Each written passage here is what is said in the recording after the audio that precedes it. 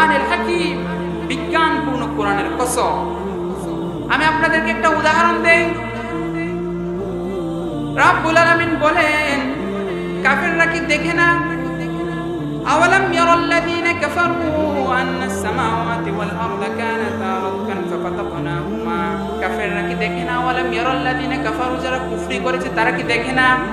আন্নাস সামাওয়াতি ওয়াল আরদা, নিশ্চয় আসমান এবং জমিন, কানাতা রাতকান, একটি বিন্দু ছিল। কি ছিল? একটি বিন্দু।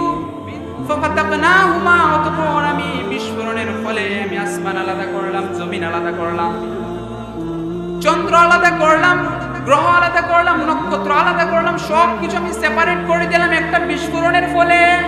আল্লাহ তাআলা কোরআনে এই তথ্য তিনি দিয়ে দিয়েছেন ১৫০০ বছর আগে। কিন্তু দেখা যায়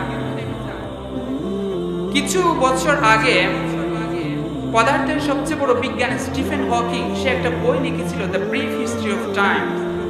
সে এই বইয়ের মধ্যে সে এই তথ্যগুলো সে লিখেছে, সে ইনভেনশন করেছে। সে বলেছে যে পৃথিবী, চন্দ্র, সূর্য কিছু আগে ছিল না, সব কিছু একসাথে পুঞ্জীভূত ছিল।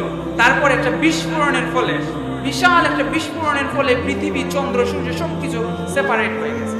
সে গবেষণার পর কোরআনের দিকে তাকিয়ে দেখে ১৫০০ বছর পূর্বেই তার এই তথ্যের কথা কোরআনে বলা দেওয়া হয়েছে।